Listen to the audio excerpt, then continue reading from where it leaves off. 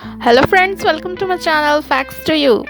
आज के इस वीडियो में हम जानेंगे कि थर्ड एम्पायर के थ्रू आउट होने वाले सबसे पहले खिलाड़ी का क्या नाम है, बॉलीवुड की सबसे लंबी मूवी और नीदरलैंड का एक ऐसा गांव जो कि नकली है।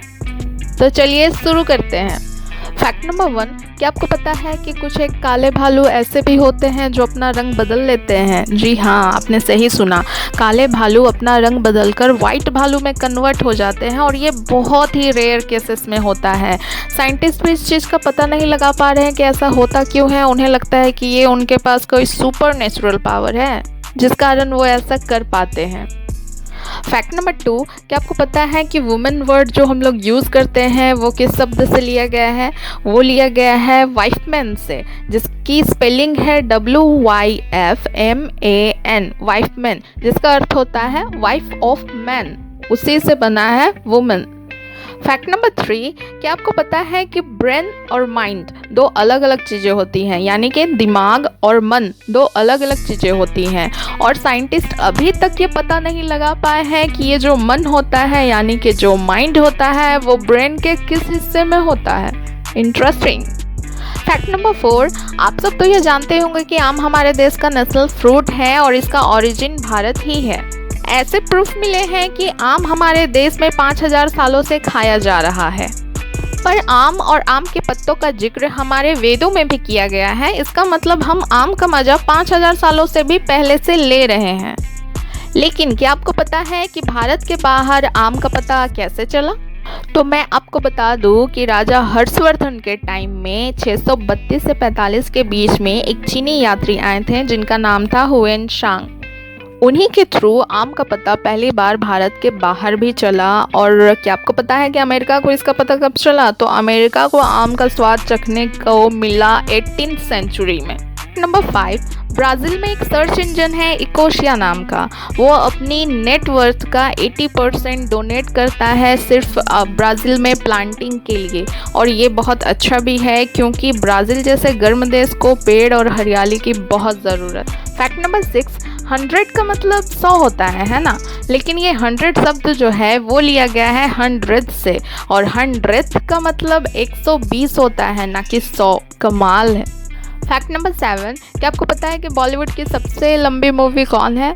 तो ये है मेरा नाम जोकर, जो कि है 4 घंटे 45 मिनट की, जो 1970 में बनी थी। और ये मूवी इतनी लंबी है कि इसके चलते इस मूवी में 2 इंटरवल रखे गए थे का। फैक्ट नंबर 9, क्या आपको पता है कि वेबकैम की शुरुआत कैसे हुई थी? तो मैं आपको बता दूं कि वेबकैम की शुरुआत कैम्ब्रिज यूनिवर्सिटी से हुई थी। एक्चुअली में हुआ क्या था कि कैम्ब्रिज यूनिवर्सिटी के रिसर्चर्स बहुत ही ज़्यादा कॉफ़ी पीना पसंद करते थे काम के दौरान। ये उनकी एनर्जी का मेन सोर्स हुआ करता था। पर दिक्कत की बात ये थी कि पूरे यूनिवर्सिटी में कॉफ़ी पॉट को सिर्फ मेन कंप्यूटर लैब में रखा गया था जिसका नाम था ट्रोजन रूम। तो रिसर्चर्स को अलग अलग फ्लोर से, अलग अलग रूम से जब भी कॉफ़ी की ज़रूरत महसूस होती थी तो ट्रोजन रूम में आना पड़ता था। और ये भी विश्वास नहीं होता था कि कॉफ़ी पॉट खाली मिलेगी या भरी हुई मिलेगी। कई बार लोगों को खाली हाथ ही वापस जाना पड़ता था।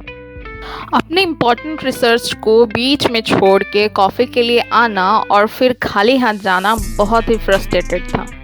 इसी प्रॉब्लम से बचने के लिए डॉक्टर पॉल जाडेस्की और डॉक्टर स्टेफोर्ड फ्रेसर ने वेबकैम बनाया और वेबकैम को ट्रोजन रूम में कॉफ़ी पॉट के सामने रख दिया और उसे कनेक्ट कर लिया अपने अपने कंप्यूटर से। अब वो अपने लैब में ही बैठे बैठे देख सकते थे कि पॉट खाली है या भरा हुआ।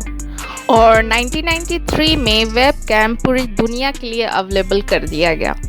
एंड लास्ट फैक्ट नंबर 10, क्या आपको पता है कि नीदरलैंड में एक गांव है जो कि नकली है? वहाँ लोग तो रहते हैं पर वो गांव नकली है। अब आप पूछोगे कैसे? तो मैं आपको बता दूं कि ये गांव डॉक्टर्स के थ्रू बसाया गया है डिमेंशिया के पेशेंट्स के लिए।